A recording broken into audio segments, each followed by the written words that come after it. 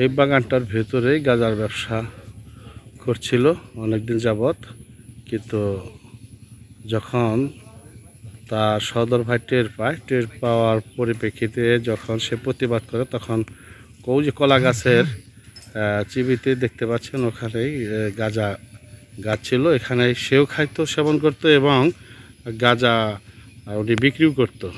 সেই জায়গাটাই আসছি, আজকে দেখাচ্ছি। এই হচ্ছে সেই বাড়ির চিত্র। এটা এই পাশের বাড়ি, আর এই হচ্ছে আরেক ভাইয়ের বাড়ি।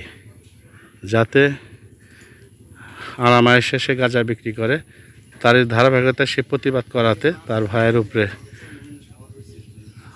চড়াও হয় এবং তার ভাইকে এবং তার ভাইয়ের বউকে মারপিট করে। এই বাগানটার ভেতরে যে হলুদ বাগান দেখতেছেন, এখানে মারপিট করা হয় তাদেরকে।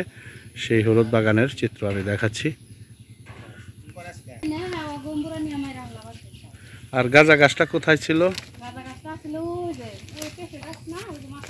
হ্যাঁ হ্যাঁ হ্যাঁ, এখানে ছিল না? ওরা কোথায় এখন?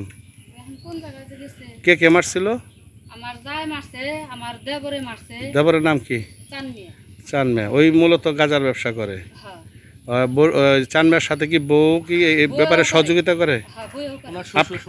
আপনাকে মারার কারণটা কি?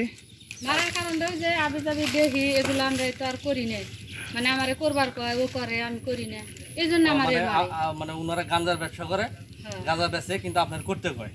কিন্তু মানে চুরি মুড়ি করে, আবি যাবি করে, আমি তো আর ওইগুলা করি না।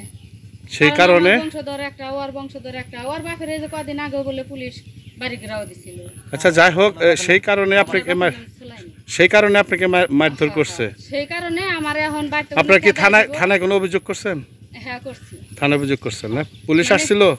না, আসে না। হ্যালো ভিউয়ার্স, আপনারা দেখতে পাচ্ছেন যে যিনি ভুক্তভোগী, এটা দান্না উত্তর রামপাল। কয় নাম্বার ওয়ার্ড এটা? 1 নম্বর ওয়ার্ড। কাকে কাকে মারছে? আমাকে মারছে, আমাকে মানে সবাই মিলে হইলো মারধর করতেছে। পরে আমার হাজবেন্ড বাড়িতে আসছিল, ও আগে আসা পরে আমার হইলো আমার যা ধরে আসছিল, তারপরে আমার শ্বশুরে বললো যে ওরে মাইরা হালাই দি।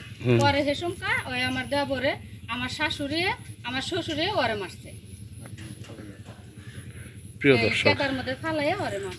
প্রিয় দর্শক, আপনারা জানেন একটি বিষয়, যে জিনিসটা বাংলাদেশে নিষিদ্ধ, সেই জিনিসটা এখানে অনায়াসে সে আবাদ করে এবং সে সেবন করে এবং সেটা বিক্রিও করে। এই চানমিয়া নিজেও বিক্রি করে এবং তার বউ এটার সাথে সহযোগিতা করে, এবং ওনারা এটা দেখে ফেলাতে এবং বাধা দেওয়াতে, নিষেধ করাতে ওনাদের উপরেও চড়াও হয়ে মারপিট করেছে। এমনি ঘটনা ঘটেছে এবং উনি হচ্ছে ভুক্তভোগী, ওনার স্বামীকে মারছে। ওনাকে মারার পরে স্বামী এগিয়ে আসার পরে ওনাকে মারধর করে। এই হচ্ছে বিষয়। সুপ্রিয় দর্শক, বিস্তারিত আমি আরও দেখানোর চেষ্টা করছি। প্রিয় দর্শক, এটাই হচ্ছে চানমিয়ার বাড়ি। আপনারা দেখতে পাচ্ছেন, এটা চানমিয়ার ঘরে থাকার একটি ঘর। টাঙ্গাইলের পশ্চিমে 7 নং দান্না রামপাল উত্তরপাড়া গ্রামে ফজলের ছেলে চানমিয়া অবাধে নিজ বাড়িতে গাঁজার গাছ রোপণ করে সেবন ও বিক্রি করে যাচ্ছে। লোকচক্ষুর আড়ালে গাঁজার গাছ চাষ করে যাচ্ছে দীর্ঘদিন যাবৎ। এলাকার লোকজনের কাছে জিজ্ঞেস করলে অনেকেই ভয়ে মুখ খুলতে চায় না। তারা বলে চানমিয়া দুর্দান্ত প্রকৃতির লোক, তার ভয়ে আমরা কোনো কথা বলতে পারি না, কিছু বললে ঝগড়ার সৃষ্টি করে দেয়। উল্লেখ, গত 4 বছর আগে চানমিয়ার ছোট ভাইয়ের বউকে ব্যাপক নির্যাতন চালায়। পরবর্তীতে ছোট ভাইয়ের বউ আত্মহত্যা করে। ঠিক সেই বাড়িতেই নতুন করে একই কায়দায় অবাধে গাঁজা গাছ চাষ করে যাচ্ছে এবং এলাকার কোনো লোক তাদের সাথে কথা বলতে চায় না। এদের আশেপাশের লোকজনও এই ব্যাপারে কোনো কথা বলতে চাচ্ছে না। প্রশাসনের হস্তকামনা চাচ্ছে এলাকার বাসী। এ বিষয়ে প্রশাসন সজাগ দৃষ্টি রাখবেন সেই প্রত্যাশা করছি আমি, সাংবাদিক SM আতোয়ার। যারা যেখান থেকে দেখছেন আমার ভিডিওটি শেয়ার করে দিবেন এবং আপনারা মন্তব্য করবেন।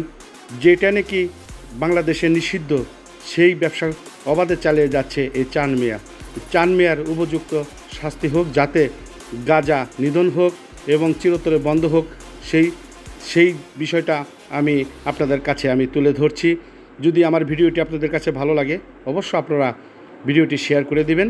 এইভাবে কোনো মানুষই যেন গাঁজা চাষ গাঁজা বিক্রি না করতে পারে, গাঁজা সেবন না করতে পারে, সেই প্রত্যাশা রেখে সকলের কাছ থেকে বিদায় নিচ্ছি। আল্লাহ হাফেজ। আসসালামু আলাইকুম।